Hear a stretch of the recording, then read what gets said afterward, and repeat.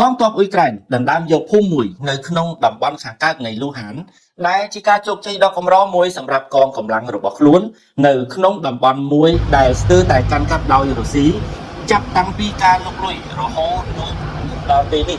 បាទអញ្ចឹងណាអត់ដែរទេទើបតែលើកទី1ទេសម្រាប់កងកម្លាំងរបស់អ៊ុយក្រែនមិនដឹងថារុស្ស៊ីគាត់ផ្លាត់ស្នៀតយ៉ាងម៉េចស្រាប់តែអ៊ុយក្រែនវាយចូលភូមិនឹងពុកហើយបន្ទាប់មកក៏ដណ្ដើមបានភូមិនេះទាំងដល់មន្ត្រីទីក្រុងគៀវគាត់បាននិយាយថាកងទ័ពរំដោះបានភូមិមួយដែលមានឈ្មោះថាណាឌីបន្ទាប់ពីមានប្រតិបត្តិការអស់រយៈពេល30ម៉ោងអំឡុងពេលទាហានខ្លួនបានដណ្ដើមយកទឹកដីនោះអញ្ចឹងគ្រាន់តែវាយនោះគឺប្រើរយៈពេល30ម៉ោងដើម្បីយកបានទឹកដីនោះតែម្ដងយោធាគាត់មិនបានផ្ដល់ព័ត៌មានលម្អិតអំពីអ្នករងគ្រោះនិងអ្នកស្លាប់ឬក៏សារៈសំខាន់នៅក្នុងការប្រយុទ្ធឬក៏យុទ្ធសាស្ត្រនៃការដណ្ដើមយកនោះថាអត់បាននិយាយថាអូបាញ់អស់គ្រាប់ប្រមាណបាញ់អស់ដ្រូនប្រមាណឬក៏ស្លាប់ប្រមាណរបួសប្រមាណគឺគេអត់និយាយលម្អិតនេះទេប៉ុន្តែការតស៊ូនេះវាបានកើតឡើងអស់រយៈពេល30ម៉ោងដែរទំនងនឹងរុស្ស៊ីគាត់ដកថយហើយបន្ទាប់មកអ៊ុយក្រែនក៏ចូលកាន់កាប់ភូមិនោះតែម្ដងទៅ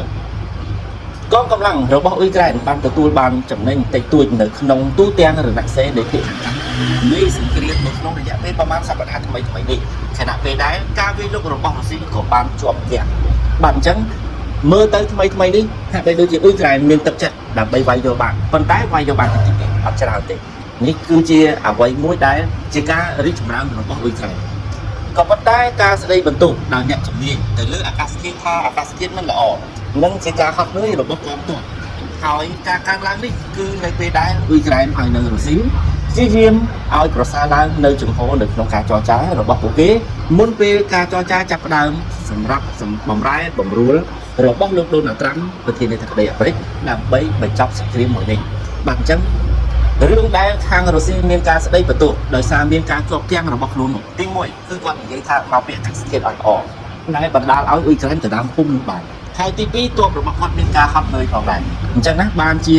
ការដណ្ដើមភូមិនេះគឺត្រូវបានតែម្ដងអញ្ចឹងការកើនឡើងសម្រាប់អ៊ុយក្រែននៅក្នុងឯខាងកើតនៃប្រទេសអ៊ុយក្រែននោះមានការកើនឡើងបន្តិចបន្តួចដែលបានវាយយកបាននៅទីតាំងផ្សេងគ្នា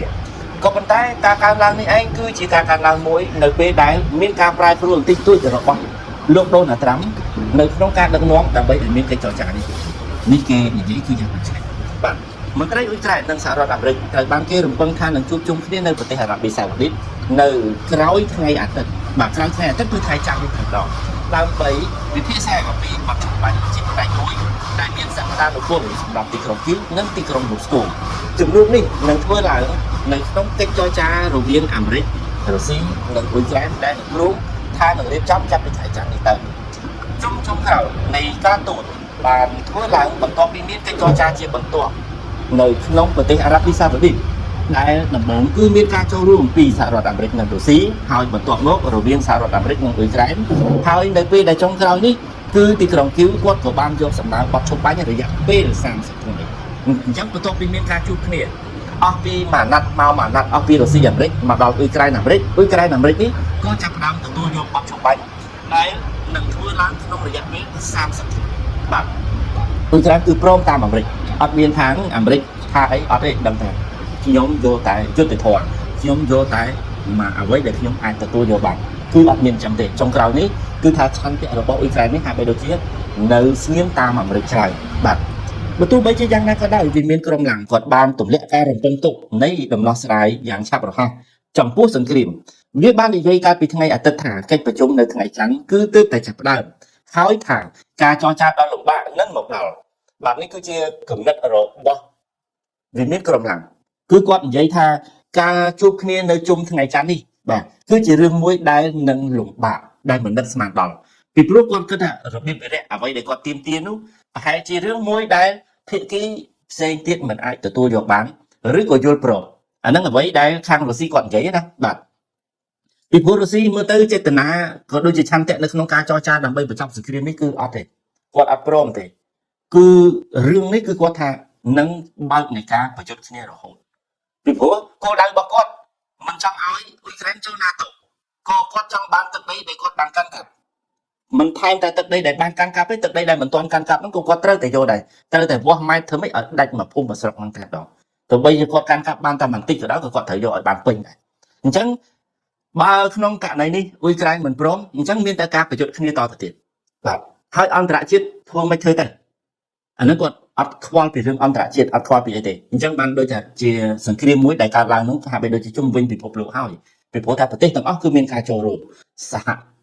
ព័ន្ធរបស់អឺរ៉ុបបាទហើយនឹងសម្ព័ន្ធមិត្តរបស់អ៊ុយក្រែនទាំងអស់គឺមានការចូលរួមបាទមិនមែនត្រឹមតែអឺរ៉ុបទេរហូតដល់កាណាដារហូតដល់អូស្ត្រាលីអីជាច្រើនទៀតគេនឹងចូលរួមចឹងដែរបាទរុស្ស៊ីគាត់បានទទូចលើកិច្ចព្រមព្រៀងទាំងអស់នៅក្នុងតែមួយទេដោយទាមទារឲ្យបញ្ចប់ជំនួយយោធាលោកខាងលិចកម្រិតលើកងកម្លាំងរបស់រុស្ស៊ីនិងទទួលយកទឹកដីដែលខ្លួនបានបញ្ចូលនៅក្នុងលក្ខខណ្ឌទីក្រុងគីងនិងសម្ព័ន្ធមិត្តរបស់ខ្លួនបានច្រានចោលហ្នឹងគឺអ្វីដែលរុស្ស៊ីទាមទារណាបាទរឿងទឹកដីដែលខ្លួនបានបញ្ចូលដល់ខុសច្បាប់ហ្នឹងគឺទាមទារយកតែម្ដងហើយរឿងកម្រិតលើកងកម្លាំងរបស់អ៊ុយក្រែនហ្នឹងហាមកុំឲ្យអ៊ុយក្រែននេះ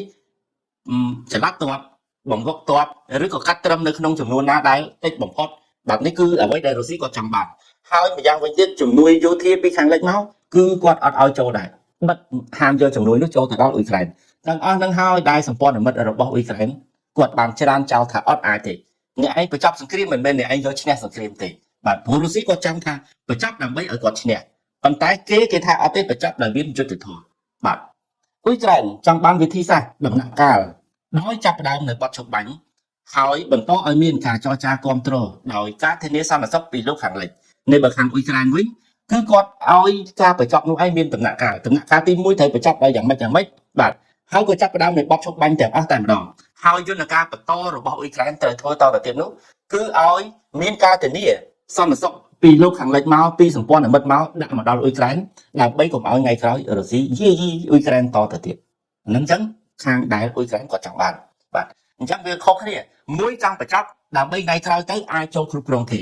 មួយចង់បញ្ចប់ដើម្បីថ្ងៃក្រោយទៅឲ្យមានសន្តិភាពនឹងគ្នាកុំឲ្យខាងអ្នកដែលឈ្លានពាននៅតែបន្តឈ្លានពានតទៅទៀតបាទអរលោកអាចជ្រាបនៅកន្លែងនេះលោកថ្នាំគាត់បាននិយាយកាលពីថ្ងៃសៅរ៍ថាកិច្ចខិតខំប្រឹងប្រែងដើម្បីបញ្ឈប់ការកើនឡើងបន្ថែមទៀតនៅក្នុងចំនួនគឺស្ថិតនៅក្រោមការគ្រប់គ្រងខ្លះដោយទោះបីជាមានការវាយប្រហារដោយយន្តហោះគ្មានមនុស្សបើកនិងកំជ្រួចជាបន្តបន្ទាប់ដោយអ៊ុយក្រែននិងរុស្ស៊ីក៏ដោយនេះគឺជាអ្វីដែលលោកដូណាល់ត្រាំគាត់និយាយថារឿងដែលគាត់ចង់បញ្ចប់នៅក្នុងចំនួនមួយនេះគឺនៅក្រោមការគ្រប់គ្រងខ្លះមិនអាចបញ្ចប់ទាំងស្រុងបានទេបើទោះបីជាការបញ្ចប់របស់គាត់មានក៏ពិតមែនប៉ុន្តែរុស្ស៊ីនិងអ៊ុយក្រែននៅតែវាយដាក់គ្នាទៅវិញទៅមកអញ្ចឹងបាទវាយដោយដ្រូនវាយដោយកំជ្រួចអីចឹងទៅនៅតែវាយចឹងទៅបាទมันអាចធ្វើមកពុកបានទាំងអស់ទេនេះគឺគាត់ខំហើយគឺខំបានប៉ុណ្ណឹងតែអ្វីដែលគាត់ទប់នោះគឺដូចខ្ញុំបានជម្រាបចឹងមិនឲ្យសង្គ្រាមនេះបែកធ្លាយទៅនេះទៅនោះ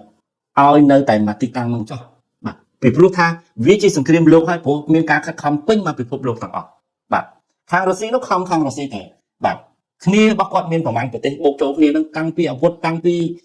ការដែលគ្រប់គ្រងផ្នែកសេដ្ឋកិច្ចអីណានៃច្រើនមែនតើខាងរុស្ស៊ីបាទនឹងគឺបែបដូចនេះណាអរលោកណាបាទអញ្ចឹងអរលោកខ្ញុំសូមបញ្ចប់អត្ថបទនេះប៉ុណ្ណេះសម្រាប់ជូនទៅដល់អរលោកណាថាជាអត្ថបទមួយដែលកម្រណាស់ដែលអ៊ុយក្រែននេះបានបើកការវាយប្រហារអស់រយៈពេល30ម៉ោងហើយទៅដល់បានភូមិមួយនៅក្នុងតំបន់លូហានអស់រយៈពេល3ឆ្នាំហើយភូមិនឹងរុស្ស៊ីចូលកាត់កាប់អញ្ចឹងទើបតែលើកទី1ទេ